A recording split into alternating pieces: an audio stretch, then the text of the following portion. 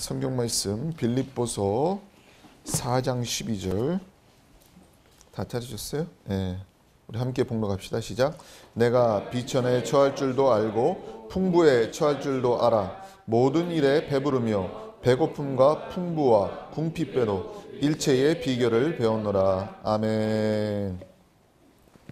할렐루야. 네. 오늘 말씀의 제목이 물질과 신앙입니다. 물질과 신앙.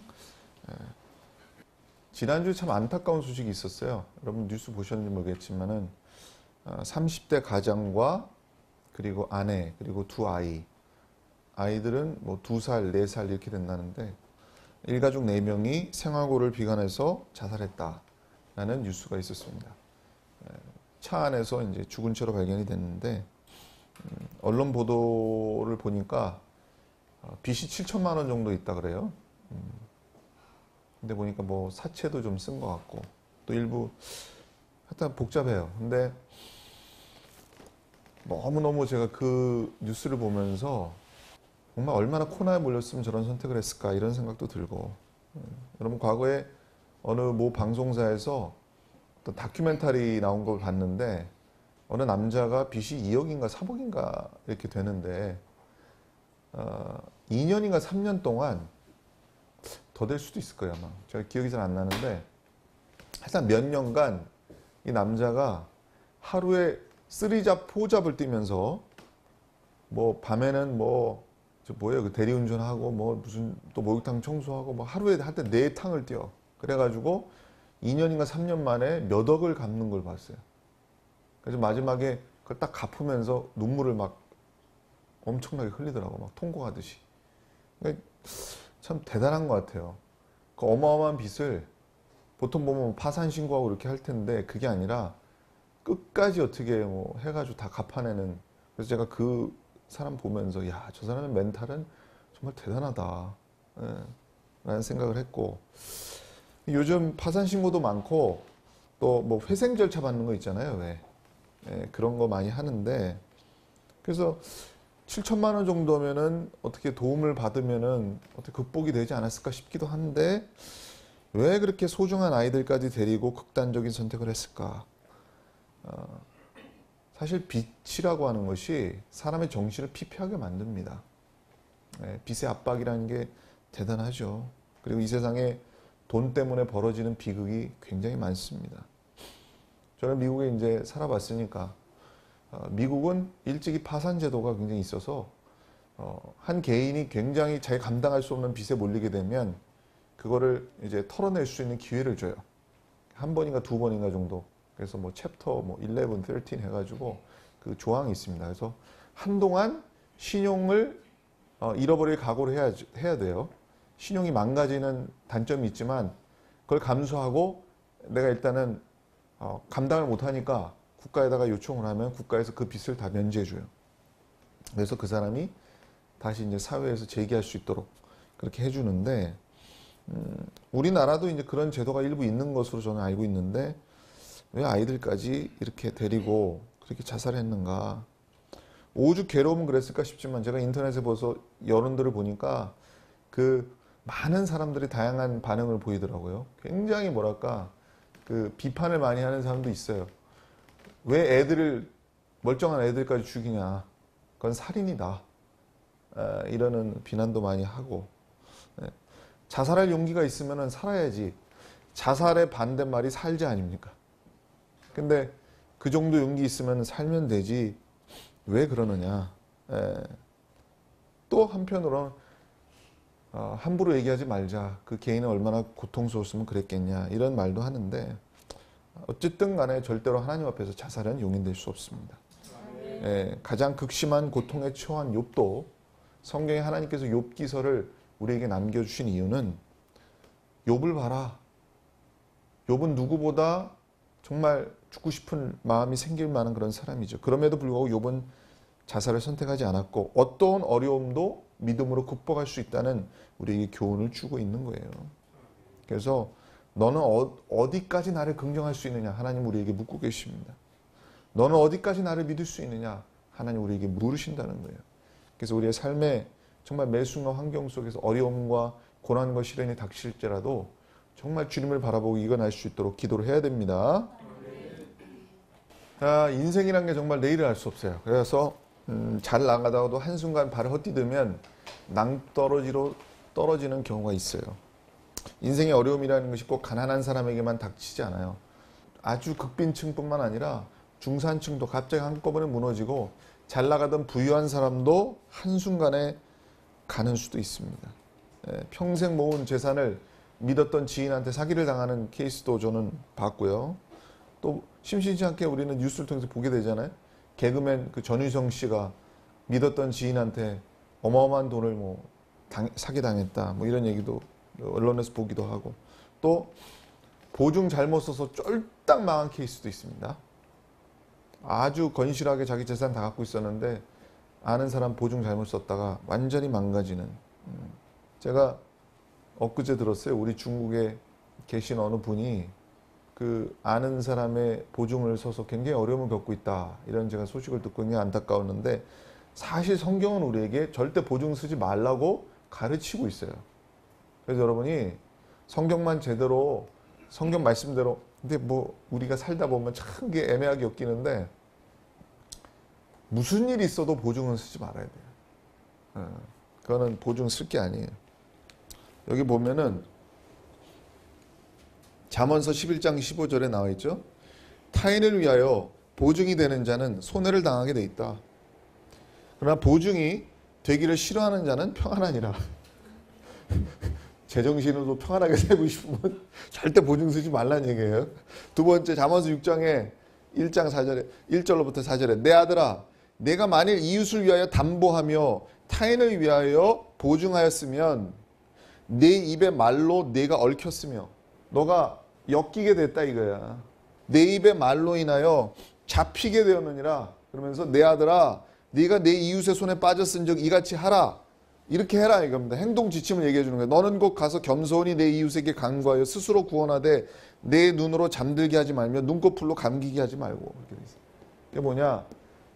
보증을 쓰지 말고, 만약에 그런 함정에 빠졌으면 돌이켜서 속히 거기서 빨리 빠져나오는 게, 그러니까 그 사람이 뭔가 이 경제적 어려움을 당하면 같이 넘어가니까 그러기 전에 좀 너가 빠져나올 수 있으면 보증해서 빠져나오는 게 좋다. 이런 얘기를 하고 있는 거예요.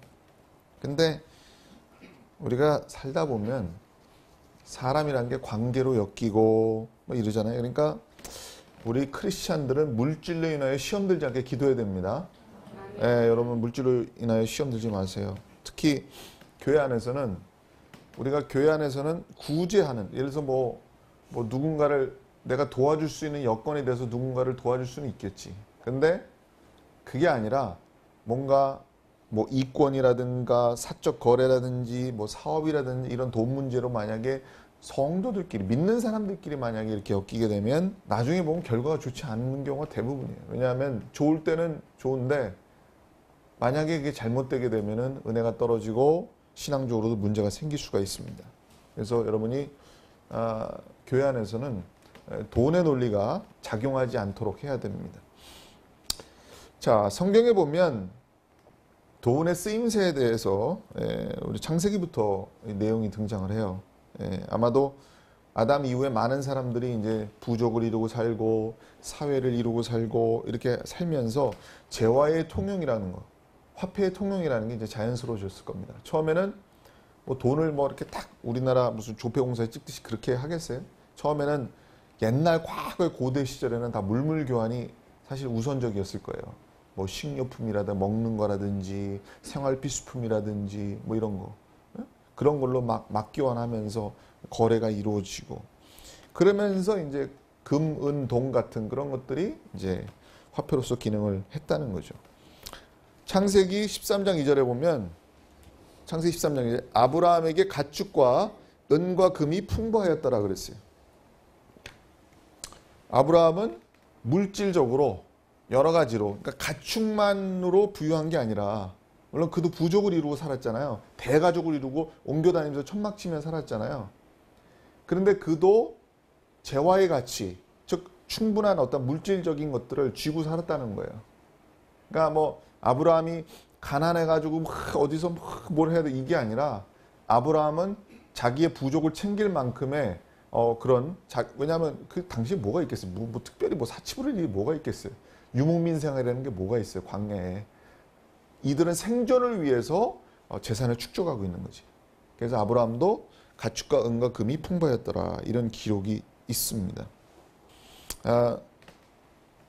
비상금은 필요한 거예요.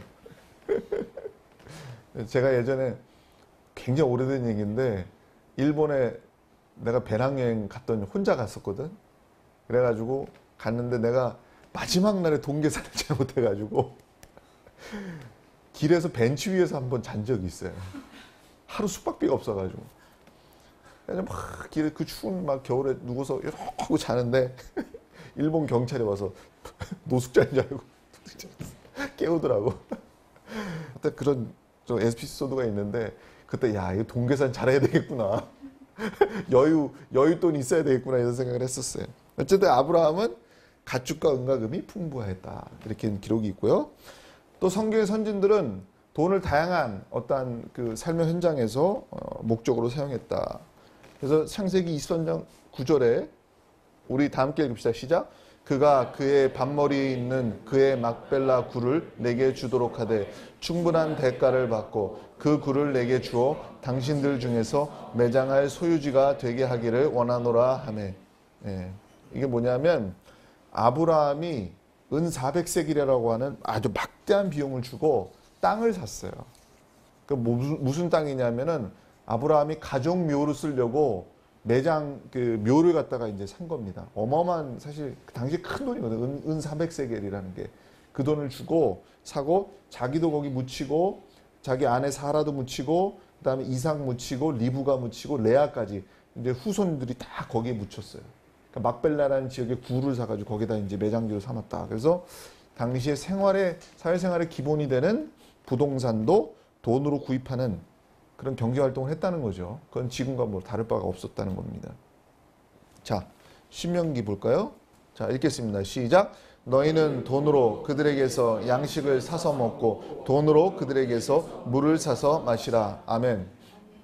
자, 이건 무슨 얘기냐? 이스라엘 백성이 광야 생활하는 동안 여러 지역을 계속 진치면서 옮기면서 다녔잖아요. 광야를 방황하면서 이렇게 살았단 말이에요. 여러 지역을 이제 통과할 때에 많은 그런 이방 백성들과 이제 부딪히게 돼요. 근데 특히 그들이 에돔 땅을 지날 때에 이제 모세가 이제 권면하는 겁니다. 지금 뭐냐? 너희가 그 땅을 지날 때에는 그들에게 정당한 대가를 주고 먹을 걸 사서 먹고 정당한 대가를 주고 물을 먹어라 이거예요. 왜냐? 이들은 그 엄청난 그런 큰 무리들이 이제 지나다니면서 거기서 막 그냥 마음대로 이렇게 하면 필연적으로 분쟁이 생길 수밖에 없어요. 그러니까 정당한 대가를 주고 먹을 걸 먹고 마실 걸 마시라 이런 권면을 하고 있는 거죠. 그래서 이건 즉 뭘 얘기하느냐? 그 오랜 옛날에도 먹고 마시는 것에는 철저하게 경제적 논리가 있었다는 거예요. 철저하게. 그냥 대충 뭐 사막에 우물 하나 있다 해서 그냥 남의 우물 먹을 수 있고 그런 게 아닌 거예요. 쉬운 문제가 아니에요. 이게. 이런 경제 활동 외에 이제 성경에는 물질이 이제 하나님을 위해서 드려진 그런 모습을 또 볼 수가 있죠. 예를 들면 예물을 드릴 때도 그 예물을 돈으로 그 희생 제물을 할 때도 돈 주고 사야 되니까. 그리고 성전을 향해 또 드리는 예물이 있고. 그것이 성경에 나옵니다. 열왕기하 12장 4절 5절에 시작. 요아스가 제사장들에게 이르되 여호와의 성전에 거룩하게 하여 드리는 모든 은 곧 사람이 통용하는 은이나 각 사람의 몸값으로 드리는 은이나 자원하여 여호와의 성전에 드리는 모든 은을 제사장들이 각각 아는 자에게서 받아들여 성전의 어느 곳이든지 파손된 것을 보거든 그것으로 수리하라. 아멘. 그래서 성전을 위해 화폐가 쓰여지고 돈이 쓰여졌다. 그리고 여러분 신약 성경에 보면은 예수님의 발 아래 엎드려서 향유를 깨고 그 귀한 향유를 예수님 발 아래 적시고 했던 그런 귀한 신앙 고백의 그런 제사가 있었죠. 그 여인의 그 행위를 예수님은 굉장히 아름답게 보시고 기쁘게 받으셨는데 그 마리아의 향유는 당시로 따지면은 집 한 채 값이에요. 어마어마한 겁니다. 그런데 그거를 깨고 예수님 앞에 그냥 초계와 같이 버린 거죠. 가룟 유다가 봤을 때는 그냥 물질적 가치로 보여요. 에이, 저거 아까운 거 왜 그래? 그렇게까지 할 필요가 뭐가 있어? 그러나 그건 자기 생각이고 인간적 생각으로 그걸 함부로 판단한 거고, 그 마리아 입장에서 향유컵을 깬 여인은 뭐예요? 자기가 갖고 있는 가장 귀한 것조차 예수님 앞에서는 등가성이 아닌 거예요. 가치를 비교할 수 없는 거예요. 그러니까 그것 자체를 자신의 신앙으로 증명하는 거죠. 어떠한 귀한 것도 예수님보다 귀할 수 없죠. 주님 앞에는 무가치한 것일 뿐이라는 걸 드러내고 있는 것입니다. 그래서 여러분이 물질에, 여기서 뭘 여러분이 알아야 되냐? 물질의 가장 선한 사용법이 뭐냐? 사람의 판단에 있는 게 아니라 크던 작던 상관없이 하나님이 그것을 어떻게 보시느냐에 달려있다. 크게 드려지던 적게 드려지던 하나님이 그걸 그 사람의 귀한 신앙 고백으로 보면 그것같이 귀한 게 없는 거죠. 그건 인간이 함부로 저울질할 게 아닙니다. 믿으시기 바랍니다. 자, 그리고 주님은 상황에 따라서 물질의 쓰임을 다르게 적용하셨어요. 예수님은 평상시에 제자들한테, 야, 너네들 복음 전하러 다닐 때 돈주머니 차고 다니지 마. 믿음으로 다녀. 그러니까 제자들이 전대도 차지 아니하고 가는 곳마다 복음을 전하니까 거기에서 믿는 사람이 생기고 믿는 자의 집에서 거하면서 그들이 먹을 걸 제공하고 하면서 그들이 복음을 전하고 이러고 다녔어요. 왜냐? 너네들 돈주머니 차지 마라. 왜? 평상시에 하나님의 은혜가 너희들을 따라다닐 것이기 때문에. 하나님께서 너희들이 돈의 논리를 사역하는 사람들은 돈의 논리를 굳이 쫓을 필요는 없다. 왜? 하나님께서 하나님의 뜻대로 채우시는 역사가 있다는 걸 보여주는 거예요. 그런데 어둠의 때가 다가오고 핍박이 다가오고 비상시국이 되면 돈주머니 차야 된다라고 예수님이 얘기하고 있어요. 이게 무슨 얘기냐? 여러분 위에 누가복음 22장 35절 읽어봅시다. 시작. 저에게 이르시되 내가 너희를 전대와 주머니와 신도 없이 보내었을 때에 부족한 것이 있더냐? 가로되 없었나이다. 그렇죠? 자, 이 말이 무슨 얘기냐? 제자들한테 이렇게 얘기하는 겁니다. 야, 내가 전에 너네들한테 얘기했던 대로 돈주머니 안 차고 다녀도 된다 그랬지? 야, 그랬더니 부족함이 있던? 그랬더니 제자들이 없었습니다. 하나님께서 다 채워주시지? 예, 그렇습니다. 그런데 말이야, 그와는 정반대의 상황이 올 거야. 내 말 잘 들어. 그러면서 누가복음 22장 36절 다음 구절에 나오는 거예요. 시작. 이르시되 이제는 전대에 있는 자는 가질 것이요 주머니도 그리하고 검 없는 자는 겉옷을 팔아 살지어다. 아멘. 갑자기 정반대의 말을 하고 있죠. 이건 뭐예요? 예수님께서 이 땅에 오셔서 밝은 빛 가운데 우리를 인도하실 때에 공생에 아주 은혜가 넘칠 때는 좋아요. 어디에 나가나 환영을 받아요. 그러나 예수님께서 십자가에 달리시고 이제 제자들은 박해의 상황에 갑자기 내던져지게 돼요. 그렇게 되면 너희는 주머니를 차야 되는 상황이 온다. 그리고 겉옷을 팔아서라도 검을 사야 될 때가 온다. 이런 얘기를 하고 있는 거예요. 그래서 여기서 우리는 뭘 배우냐? 이걸 알아야 돼요. 이 성경이라고 하는 책은 물질에 대해서, 예를 들어 배금주의라든지 물질 만능주의, 그래서 물질을 숭배하는 거, 이거는 철저하게 비판하고 배격하죠. 하나님의 말씀은 물질을 숭배하라고 가르치지 않습니다. 물질에 끌려다니라고 가르치진 않아요. 그러나 그 정반대로 물질을 여러분이 경시하면서 돈은 더러운 거야, 돈은 아무 필요 없는 거야, 이렇게 말하는 것도 아니에요. 성경은 물질은 우리의 삶에 필요한 것이기 때문에 하나님께서 우리에게 원하시는 건 뭐냐? 올바른 물질관을 가지고 살아라, 이 말이에요. 너희가 물질을 바라보는 관점이 발라야 된다. 물질을 사용하는 사용법이 발라야 된다. 무슨 얘기인지 아시겠죠? 즉 물질이라고 하는 것이 기본적으로 중립적인 것이지만은 우리가 하나님의 뜻대로 어떻게 사용하느냐에 따라서 그 의미가 달라질 수 있다. 방금 제가 여러분에게 쭉 언급한 아브라함도 가축이 있었고 금이 있고 은이 있고 풍부했다. 아브라함도 돈 주고 땅을 사고 그런 어떠한 경제활동의 행위를 한다. 그런 것들은 선한 영역 가운데 우리가 아디오파라의 영역 속에서 물질이 그냥 우리의 삶 속에서 문제없이 쓰여지면 아무런 문제가 없어요. 그런데 성경은 동시에 이렇게 물질이 선용되는 케이스만 우리에게 가르쳐 주는 게 아니라 물질이 어떻게 악용되는가를 우리에게 또 경고하기도 합니다. 그래서 우리가 양쪽을 다 우리가 배워야 돼요. 자, 물질이 악용되면 어떻게 되느냐? 물질 때문에 여러분이 믿음에서 떠나게 되는 수가 있어요. 자, 디모데전서 6장 9절로 읽겠습니다. 시작. 부하려 하는 자들은 시험과 올무와 여러 가지 어리석고 해로운 욕심에 떨어지나니 곧 사람으로 파멸과 멸망에 빠지게 하는 것이라. 돈을 사랑함이 일만 악의 뿌리가 되나니 이것을 탐내는 자들은 미혹을 받아 믿음에서 떠나 많은 근심으로써 자기를 찔렀도다. 아멘. 자, 이거 이해하기 힘들어요. 이해하기 쉬운 것 같죠? 이 말을 딱 들어서 바로 딱 독해가 되고 내용 분해가 되는 사람이 많지가 않습니다. 그런데 성경은 이렇게 들여다보세요. 깊이 있게 보셔야 돼요. 여러분 여기에 많은 인포메이션이 들어있어요. 자, 이게 무슨 얘기냐? 많은 사람이 믿음에서 떠났다. 이제 이게 사실 중심되는 얘기인데, 그러면 사람들이 오해하는 게 있어요. 뭐가 오해일까요? 사람들이 대부분 오해하는 게 돈을 사랑함이 일만하게 뿌리가 되나니 이렇게 돼 있잖아요, 여기. 근데 그냥 이렇게 읽는 사람이 있어요. 돈이 일만하게 뿌리가 된다. 꼭 그렇지는 않죠. 말을 끝까지 잘 보셔야 돼요.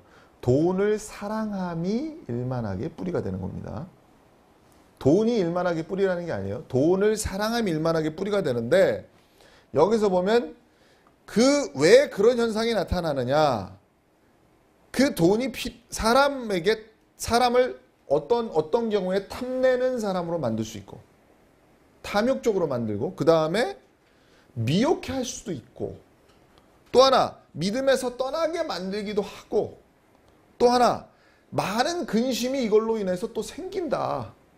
그리고 이 돈이라는 거의 특성이 찌르는 특성이 있어요. 찌르는 거.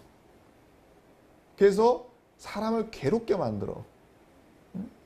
괴롭게 만들어. 지금 뭐 아주 대단한 부자들, 저 조양호 그분 가족도 지금 뭐 재산 때문에 아주 보통 벌써 분쟁 같은 조짐이 보이더라고. 보니까 여러 가지. 그러니까 있으면 있는 대로 여러 가지로. 그럼 여기서 뭐냐?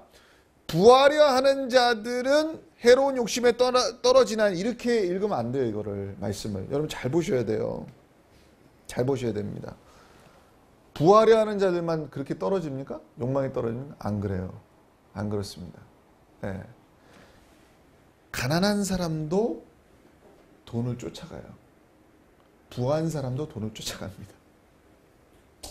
부한 사람의 갑질도 문제가 되지만, 가난한 사람이 물질을 바라보면서 질투와 질시를 하는 것도 문제가 돼요. 똑같은 죄예요, 이게. 그렇기 때문에 그 모든 올무를 다 내포하고 있는 것이 돈을 사랑합니다라고 하는 거예요. 그래서 우리가 이것을 조금 더 깊이 있게 읽어서 이 돈이 우리에게 가져다 줄 수 있는 여러 가지 시험거리가 있을 수 있다라고 하는 것을 우리가 인식을 하는 게 중요하고, 그래서 믿음을 떠나게 만든다. 즉 뭐냐? 돈이 그 사람을 하나님과 멀어지게 만들었다면, 예수님보다 그것을 더 사랑하게 만들었다면 그 돈이 삶에서 악용되고 있는 것이다. 무슨 얘기인지 아시겠죠? 네? 돈이 그 삶에서 선하게 쓰이고 있지 않은 것이다. 그러니까 그 돈이 선하게 쓰인다고 하는 것은 그 경제활동과 상관없이 주님과 늘 교통하고 가까이 있는 삶을 살아야 되는데, 그러면 그 돈이 문제가 없어요. 많건 적건 건 상관이 없어요. 그러나 그게 아니라 그 사람이 뭐 찌르고 많은 근심이 되고 믿음에서 떠나게 만들고 미혹해 하고 이런 상황이 되면 그것은 돈이 악용되고 있는 것이다. 또 하나 우리 읽겠습니다. 시작. 마태복음 27장 시작. 그때 예수를 판 유다가 그의 정죄됨을 보고 스스로 뉘우쳐 그 은 30을 대제사장들과 장로들에게 도로 갖다 주며 유다가 은을 성소에 던져놓고 물러가서 스스로 목매어 죽은지라. 아멘. 자, 돈 때문에 신앙의 양심을 팔아먹었죠. 가룟 유다가. 이런 사람 많이 봤어요, 저. 목사 중에 이런 사람이 있습니다. 신천지에서 교회 지어주고 돈 줄 테니까 너 우리 쪽으로 와라 라고 해서 교회 내 꼰져놓고 내 번져버리고 신천지로 들어간 목사도 있어요. 이게 뭐예요? 돈으로 신앙을 팔아먹은 거지. 가룟 유다가 똑같은 짓 하고 있는 거예요.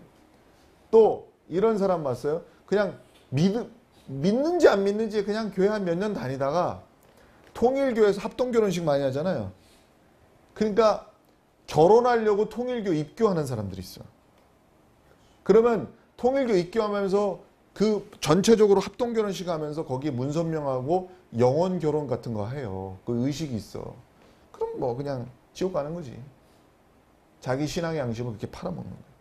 그러니까 유다만 돈 주고 신앙 양심 팔아먹는 게 아니다라는 거예요.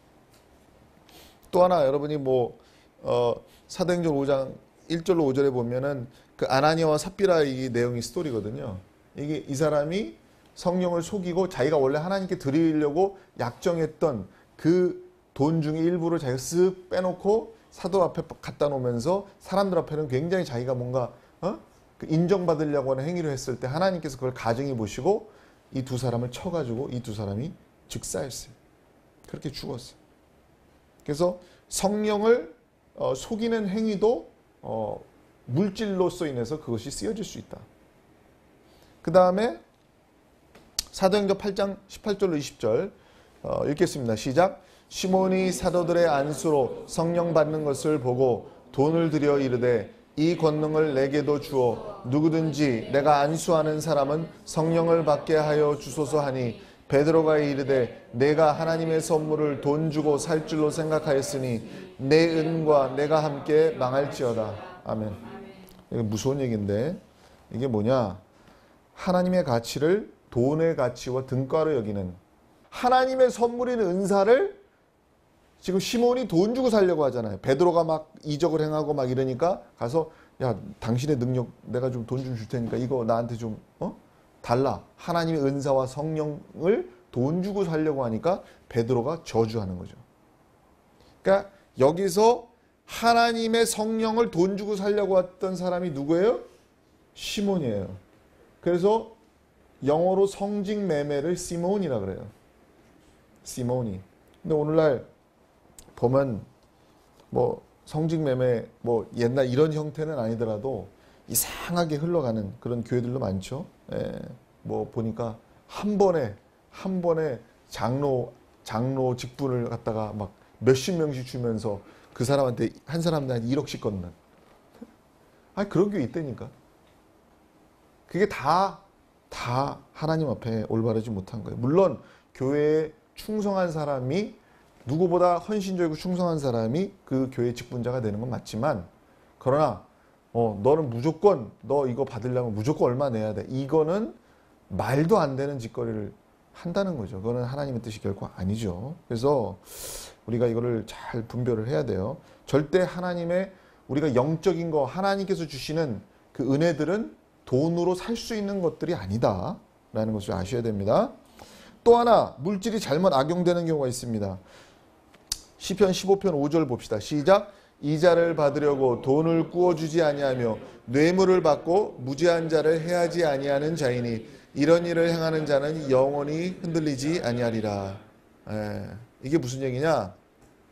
이자를 받으려고 돈을 꾸어주지 아니하며 이게 뭐냐?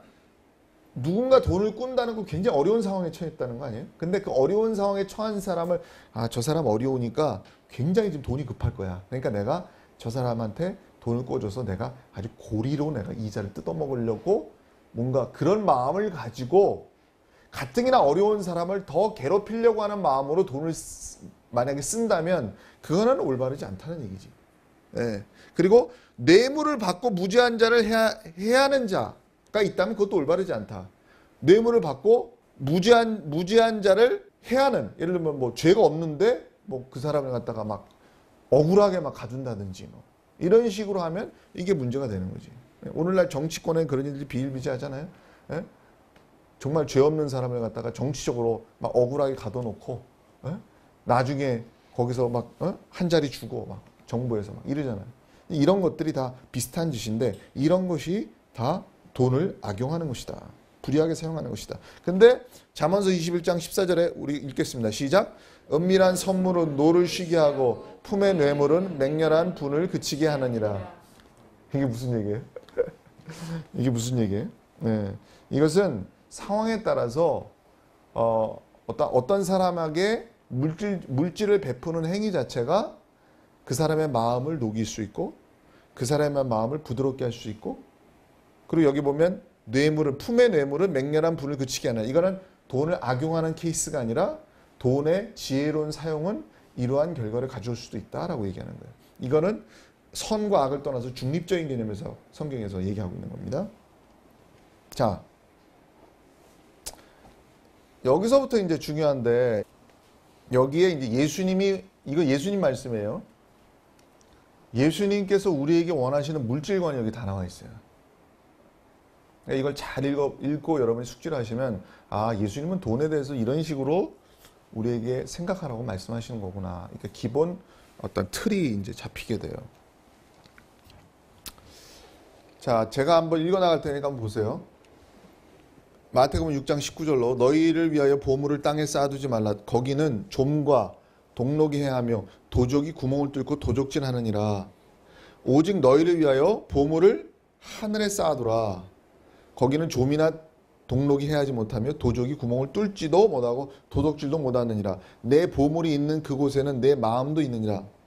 눈은 몸의 등불이니 그러므로 내 눈이 성하면 온몸이 밝을 것이요 눈이 나쁘면 온몸이 어두울 것이니 그러므로 내게 있는 빛이 어두우면 그 어두움이 얼마나 하겠느뇨. 그러니까 앞에서 보물에 대해서 쭉 얘기를 하고, 그리고 갑자기 그러므로 내 눈이 성하면 하면서 눈을 얘기를 해요. 눈의 밝고 어두움을 얘기하잖아요. 이거 잘 보세요. 한 사람이 두 주인을 섬기지 못할 것이니 혹 이를 미워하며 저를 사랑하거나 혹 이를 중히 여기며 저를 경히 여김이라. 너희가 하나님과 재물을 겸하여 섬기지 못하느니라. 그러므로 내가 너에게 이르노니 목숨을 위하여 무엇을 먹을까 무엇을 마실까 몸을 위하여 무엇을 입을까 염려하지 말아라. 목숨이 음식보다 중요하지 아니하며 몸이 의복보다 중요하지 아니하냐. 공중의 새를 봐. 심지도 않고 거두지도 않고 창고에 모아 들이지도 아니하되 너희 천부께서 기르시나니 너희는 이것들보다 귀하지 아니하냐. 너희 중에 누가 염려함으로 그 키를 한 자나 더할 수 있느냐. 또 너희가 어찌 의복을 위하여 염려하느냐. 들의 백합화가 어떻게 자라는가 생각하여 보라. 수고도 아니하고 길쌈도 아니하느니라. 그러나 내가 너에게 말하노니 솔로몬의 모든 영광으로도 입은 것이 이 꽃 하나만 같지 못하였느니라. 오늘 있다가 내일 아궁이에 던지우는 들풀도 하나님이 이렇게 입히시는데 하물며 너희일까 보냐. 믿음이 적은 자들아 그러므로 염려하여 이르기를 무엇을 먹을까 무엇을 마실까 무엇을 입을까 하지 말라. 이는 다 이방인들이 구하는 것이라. 너희 천부께서 이 모든 것이 너희에게 있어야 할 줄을 아시느니라. 그러면서 우리가 잘 아는 구절이 나오죠. 너희는 먼저 그 나라와 그의 의를 구하라. 그리하면 이 모든 것을 너희에게 더하시리라. 그러므로 내일 일을 위하여 염려하지 말고 말라. 내일 일은 내일 염려할 것이요 한날 괴로움은 그날에 족하니라 그랬어요. 아멘. 아멘. 본문은 우리가 이 땅에서 삶의 필요를 채우는 과정에서 그 물질 자체가 목적이 아니라, 물질 자체가 목적이 되는 삶이 아니라 그 물질은 결국 하늘의 것을 쌓는 도구로서 기능한다는 것을 보여줘요. 다시 말해서 땅은 다 더럽고 필요 없다가 아니에요. 쌓아두지 말라고 해서 그게 필요 없다는 얘기가 아닙니다. 그것을 욕망으로서 영원히 붙들고 있을 수 있다고 생각하지 말라는 뜻이지. 쌓아두지 말라는 건 그런 뜻으로 여러분 받아들여야 돼요. 그러면 내 통장 잔고를 항상 0으로 유지해야 되나? 쌓아두지 말아야 되니까? 에?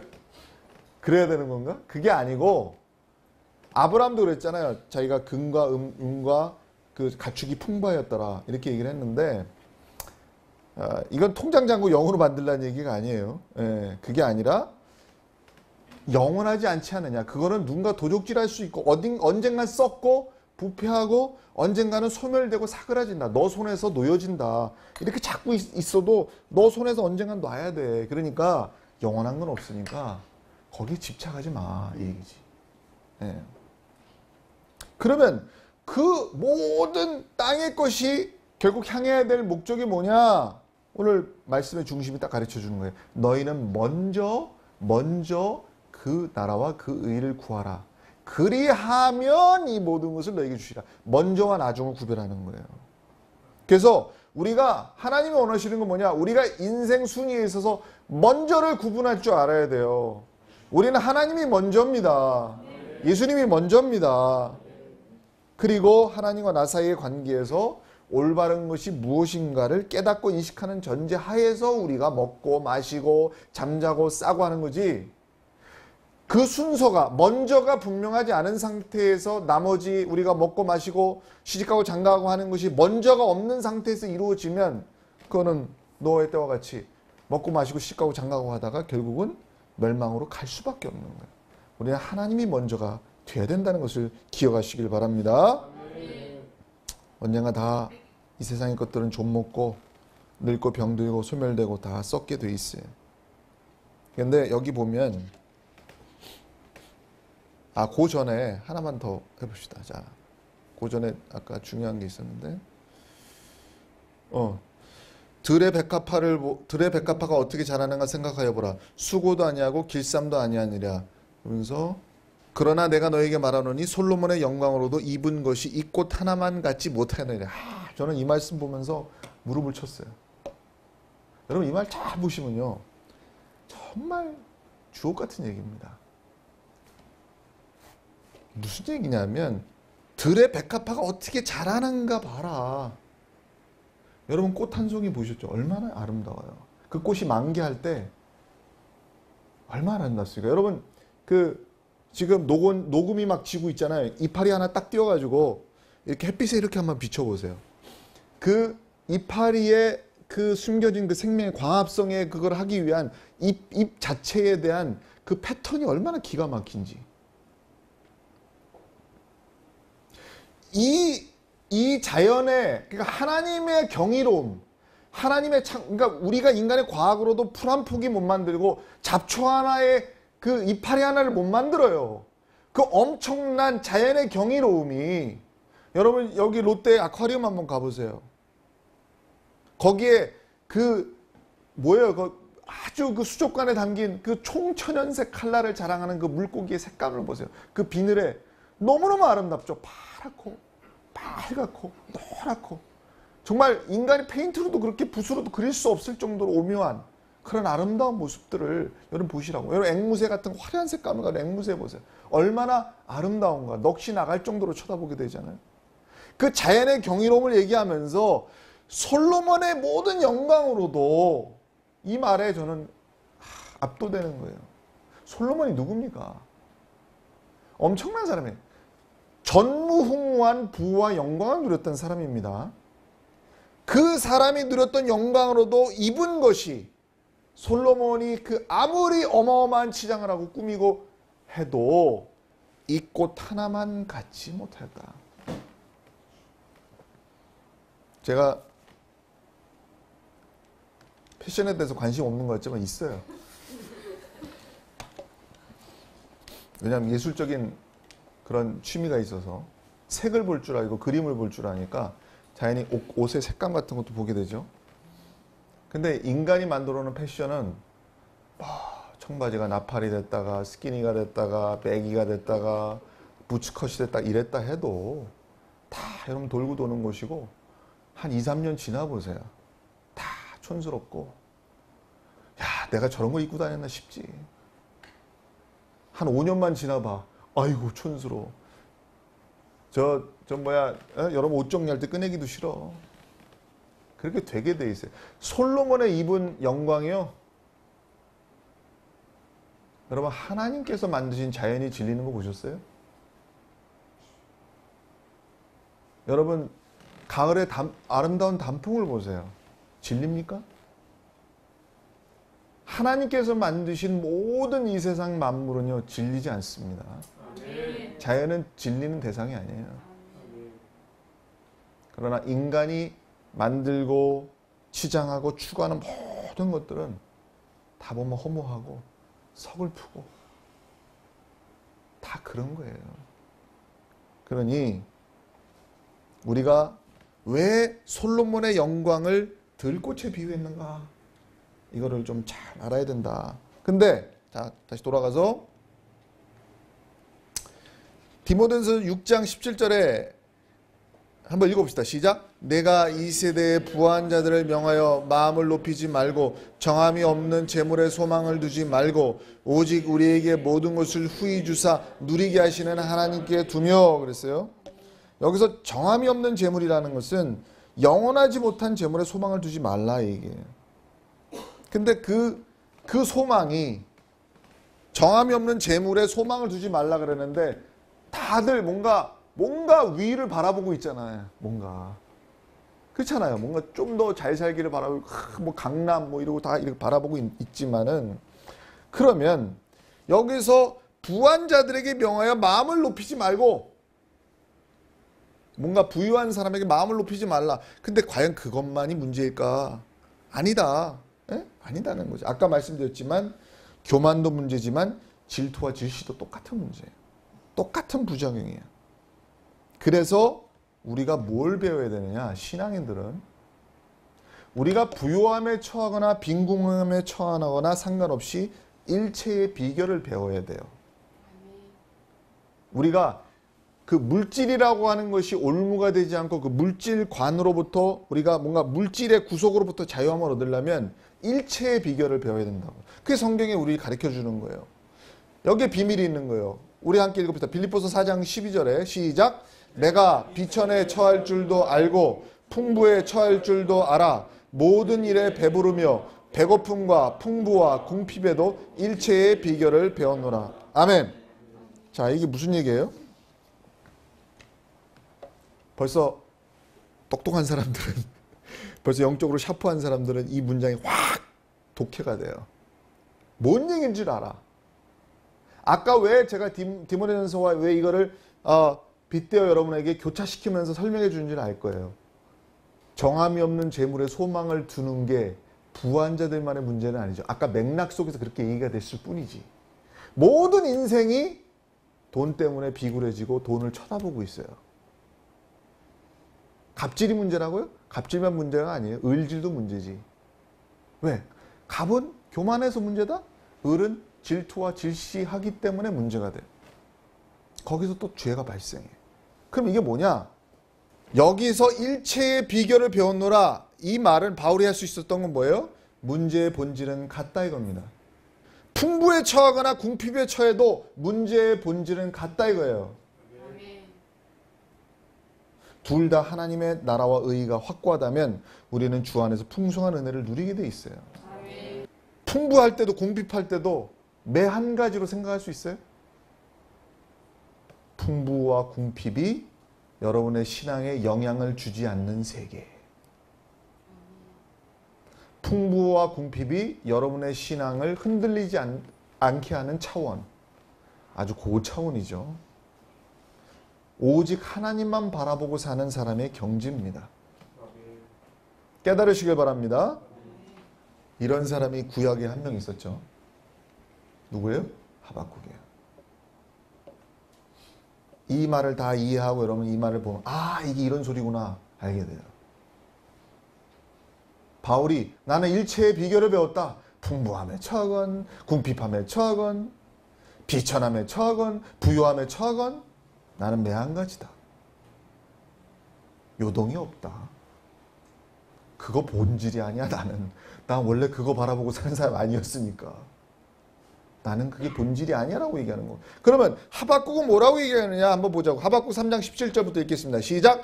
비록 무화과 나무가 무성치 못하며 포도나무에 열매가 없으며 감람나무에 소출이 없으며 밭에 식물이 없으며 우리의 양이 없으며 외양간에 소가 없을지라도 나는 여호와를 인하여 즐거워하며 나의 구원의 하나님을 인하여 기뻐하리로다. 주 여호와는 나의 힘이시라. 나의 발을 사슴과 같게 하사 나로 나의 높은 곳에 다니게 하시리로다. 아멘. 그렇습니다. 나는 여호와를 인하여 즐거워하며 나의 구원의 하나님을 인하여 기뻐하리로다. 주님은 나의 힘이십니다. 나는 사슴발을 달고 높은 곳을 다니는 사람이다.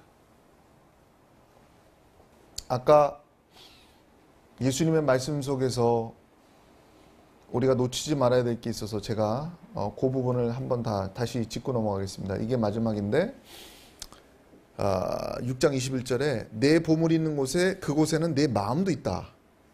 그러면서 갑자기 눈을 얘기를 해요. 눈은 몸의 등불이니 그러므로 내 눈이 성하면 온몸을 밝을 것이고 네 눈이 나쁘면 온몸이 어두울 것이니 그러므로 내게 있는 빛이 어두우면 그 어두움이 얼마나 하겠느냐 하면서 그 다음에 뭐로 연결시켜요? 너희들 두 주인을 섬기지 못한다. 둘 중에 하나만 선택해야 된다고 하면서 하나님과 재물을 겸하여 섬기지 못한다. 이런 얘기를 하고 있다는 얘기죠. 그럼 여기서 왜 눈 얘기가 나오냐? 여기서 물질에 대한 교훈을 하고 있는 거예요. 이건 여러 가지 메타포로 확대가 될 수 있지만 여기서 문맥상에서는 우리가 물질의 눈이 어두워지면 올바른 판단력이 상실될 수 있다. 즉 뭐냐? 이 전체의 메시지는 뭐냐? 너가 무엇을 소유하느냐보다 너가 하나님 앞에 무엇이 되느냐가 중요하다는 얘기예요. 우리가 하나님 앞에 어떤 존재로 서느냐. 너희의 주인은 돈이 아니다. 너희의 주인은 하나님이다 이거야. 우리가 돈에 끌려다니고 돈에 굴복되고 그게 아니라 하나님이 내 주인이심을 다시 한번 기억하고 살아야 된다.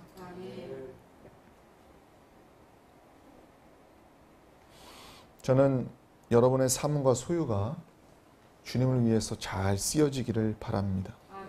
그래서 물질을 선하게 사용하시고 물질로 인해 시험에 들지 않고 늘 감사하며 살 수 있도록 기도하세요. 예. 그리고 하나님이 솔로몬을 사랑하시고 그렇게 그한테 축복을 주신 이유가 뭐예요? 솔로몬은 뭔가 자신의 탐욕과 탐심과 어떤 그런 이기심으로 하나님 앞에 기도한 게 아니라 뭔가 하나님 앞에 뭔가를 달라고 구할 때 순전한 마음으로 구했어요.